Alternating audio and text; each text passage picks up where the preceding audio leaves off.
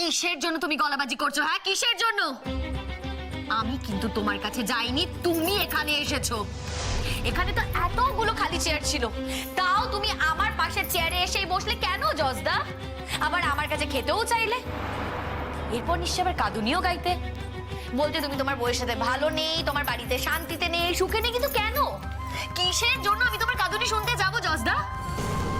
তোমার তো বাড়িতে বউ আছে, তুমি তো ম্যারিড, নিউলি ম্যারিড, নিশ্চয়ই তোমার বউয়ের সাথে সুখে শান্তিতে সংসার করছো। তুমি কি ভেবেছো হ্যাঁ তুমি বাড়িতে সুখে শান্তিতে থাকবে অথচ বাইরে একজনের সাথে সম্পর্ক রাখবে?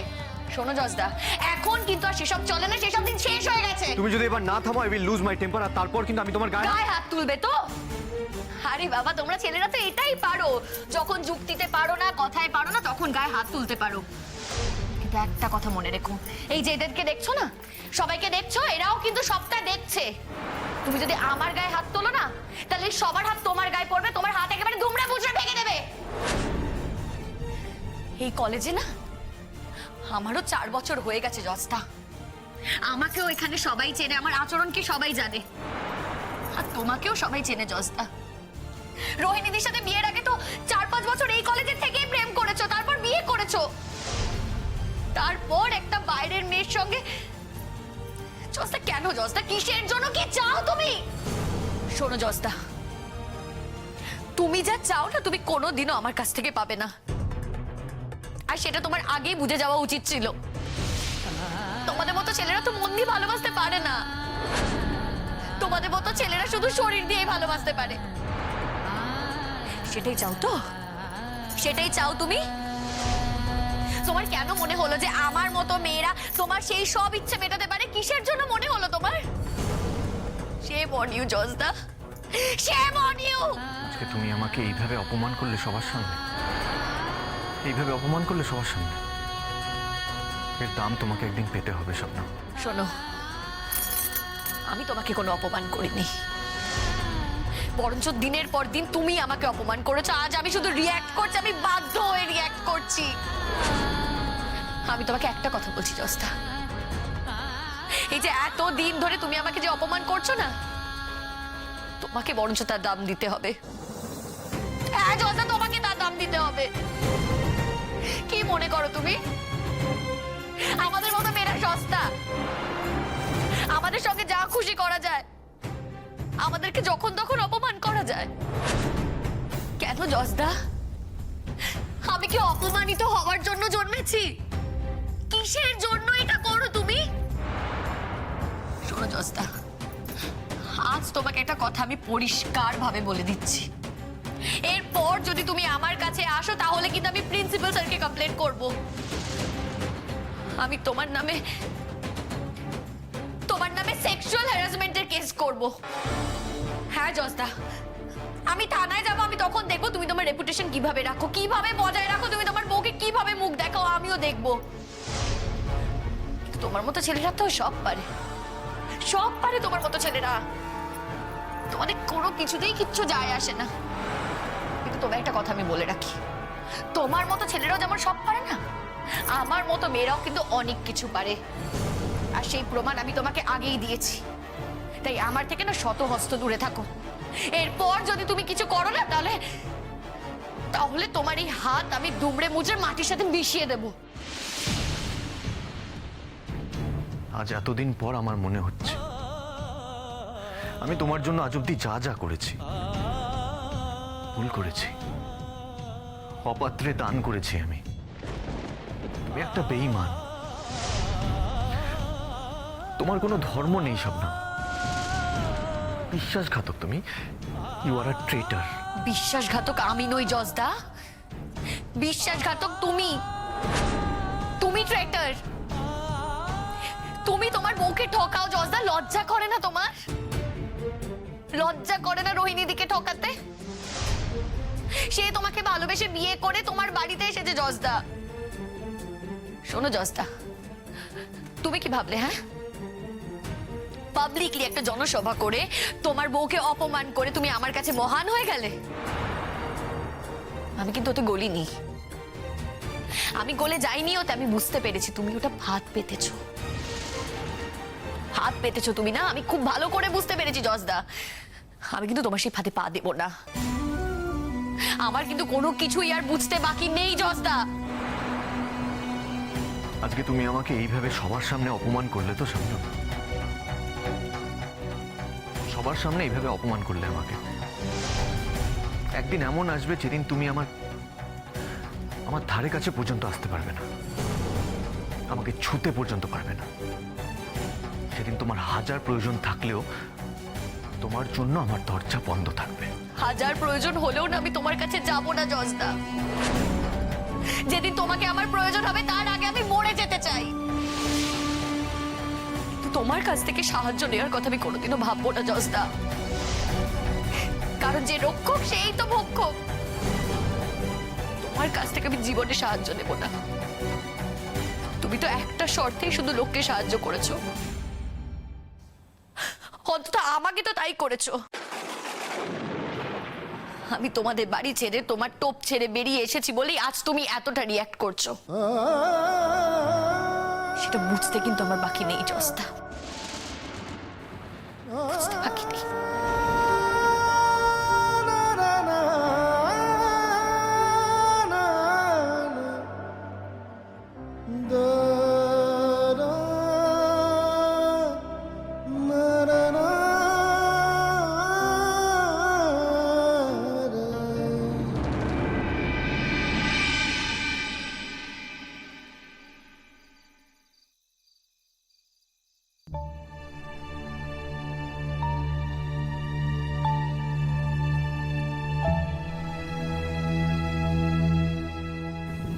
কিরে, এই এলি? আমার যে ফিরতে দেরি হলো, এতক্ষণ ধরে যে আমি বাইরে ছিলাম, একবারও ফোন করলি না তো? আমি ইচ্ছে করেই আর ফোন করিনি।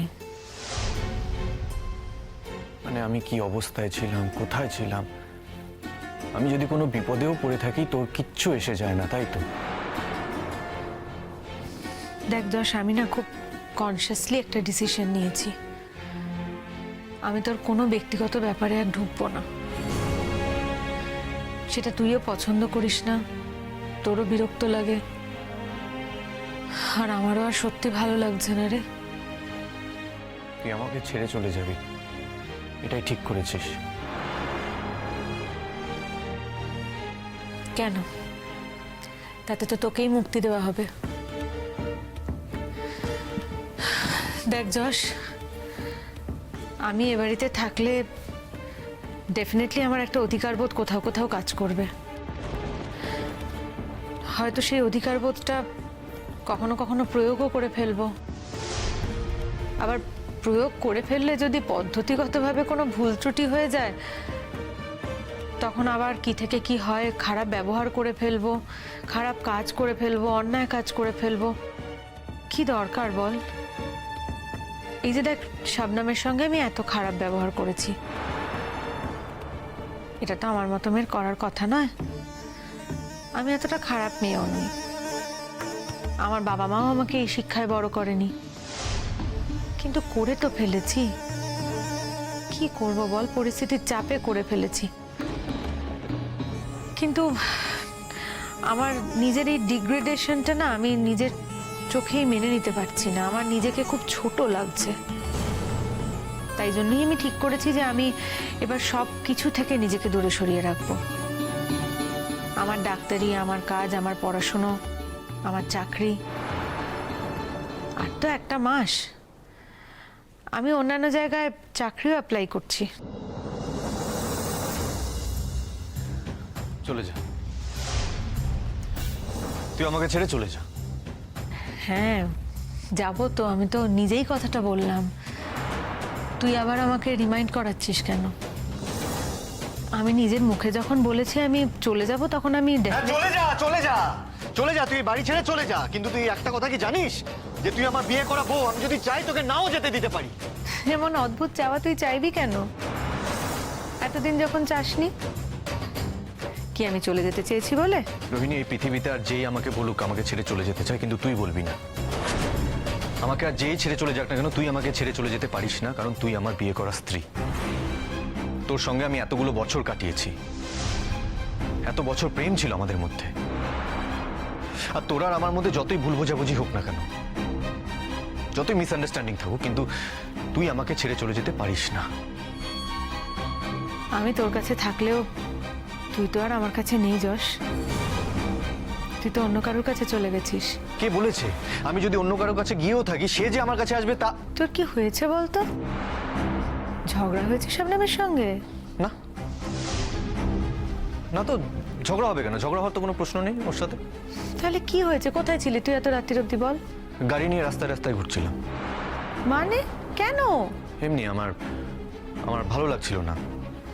তোর আজ নিশ্চয়ই শবনমের সঙ্গে কিছু হয়েছে, নয় ঝগড়াঝাটি করেছিস, না হলে মান অভিমান। না না না, আর ফার্দার কোনোদিন এই কথাটা বলবি না তুই। যশ, কি হচ্ছেটা কি? তুই মাঝরাতে এরকম ভাবে চিৎকার করছিস কেন? বাড়ির সবাই ঘুম থেকে উঠে পড়বে তো। কি হয়েছে বল? আমি অবাক হয়ে যাচ্ছি রোহিণী, আমি অবাক হয়ে যাচ্ছি। আজকে তুই একবারও আমার কথা ভাবলি না, একবারও কল করলি না আমাকে। তোকে বললাম তো আমি তোকে ডিস্টার্ব করতে চাইনি। কিসের ডিস্টার্ব? কিসের ডিস্টার্ব? দেখ যশ, আমি ভেবেছিলাম। কি ভেবেছিলি? কি ভেবেছিলি তুই বল? আমি ভেবেছিলাম তুই শবনমের কাছে। আরে শবনম, সবসময় শবনম শবনম কেন? ওই একটাই জায়গা যাওয়ার আছে আমার, শবনম। শবনমকে ছাড়া আমার আর অন্য কোথাও যাওয়ার জায়গা নেই। কেন তুই সবসময় এই কথাটাই ভাবিস? কেন এটা ভাবতে পারিস না যে আমি একা অন্য কোথাও যেতে পারি? বুঝতেই পারছি শবনমের সঙ্গে কিছু একটা হয়েছে।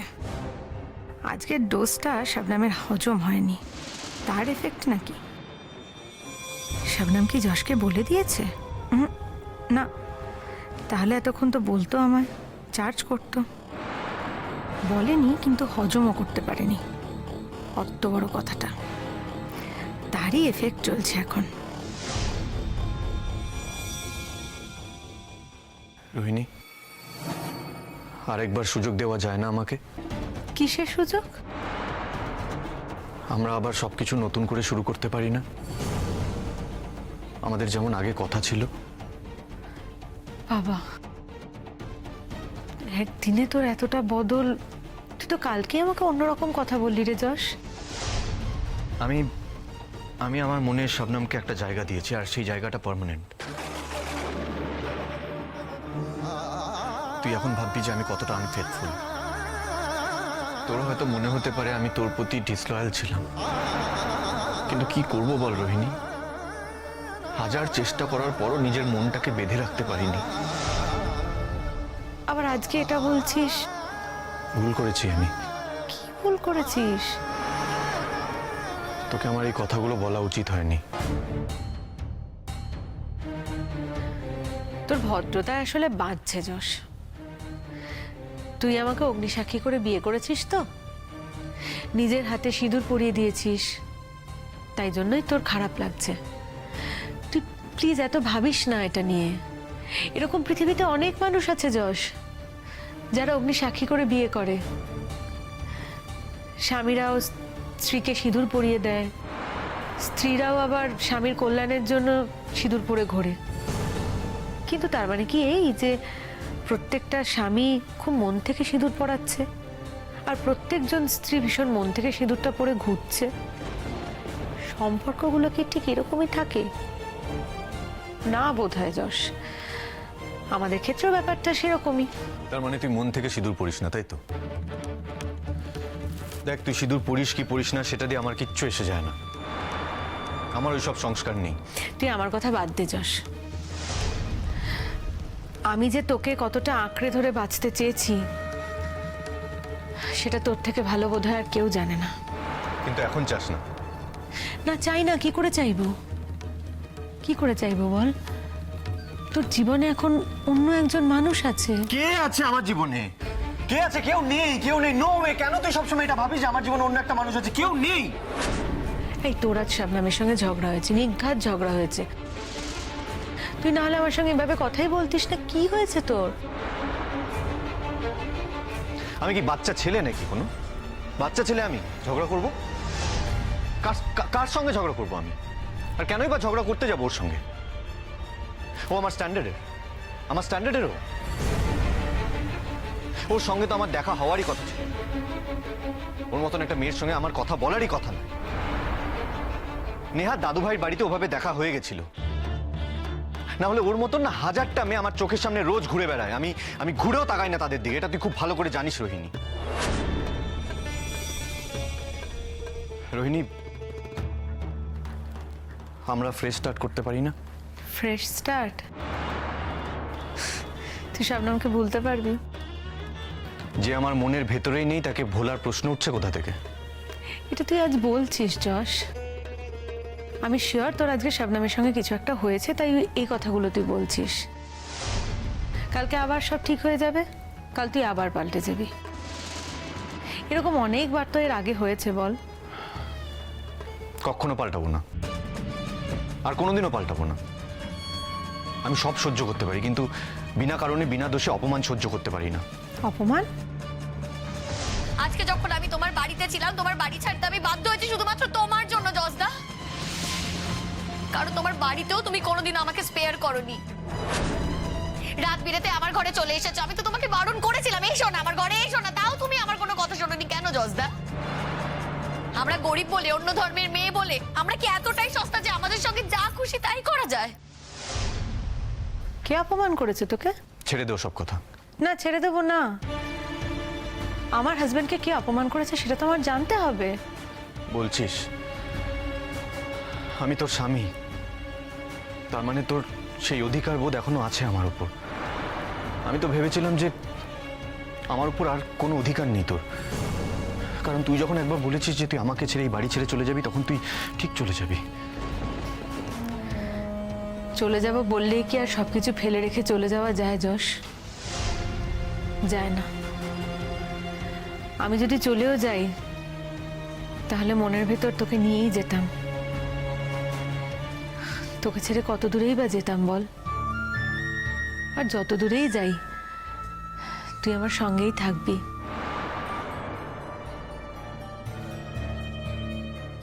আর কোনোদিন এই কথাটা বলবি না তুই, আর কখনো এটা বলবি না যে তুই আমাকে ছেড়ে দূরে চলে যাবি।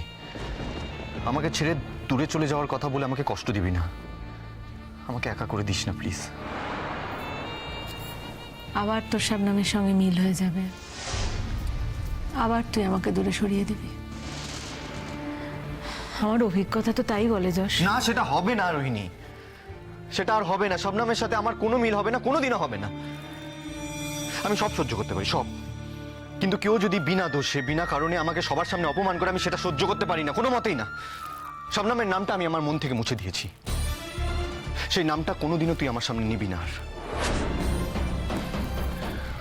আমি কথা দিচ্ছি তোকে, আমি তোকে ছুঁয়ে বলছি, কথা দিচ্ছি, আমি আর কোনোদিনও তোকে কষ্ট দেবো না, কখনো কষ্ট দেবো না। প্রমিস? প্রমিস।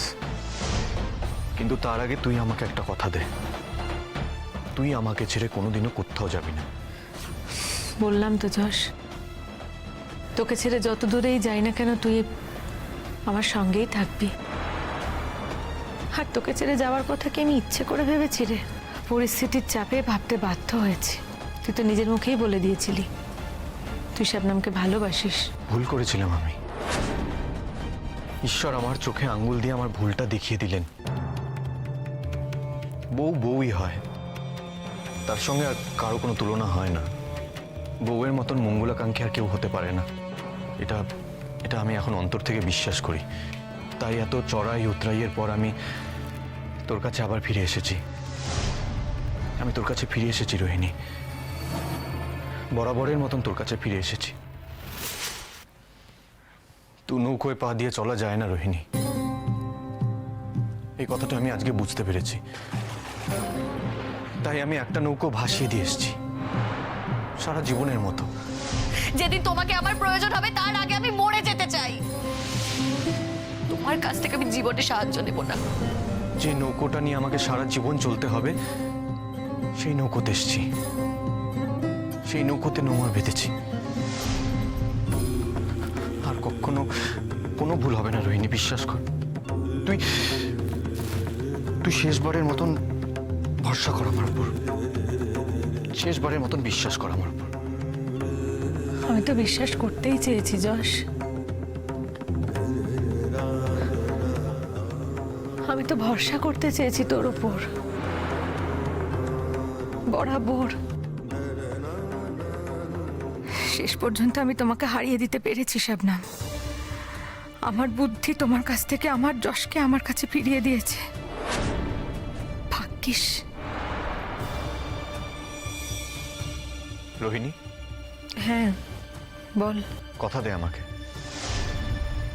তুই আমাকে ছেড়ে কোনোদিনও কোথাও যাবি না। তুই আমাকে ছেড়ে কোথাও চলে যাবি না তো যশ? তুই আমাকে ছেড়ে অন্য কারোর কাছে চলে যাবি না তো? কথা দে তুই আমাকে ছাড়া আর কাউকে ভালোবাসবি না যশ। কথা দে।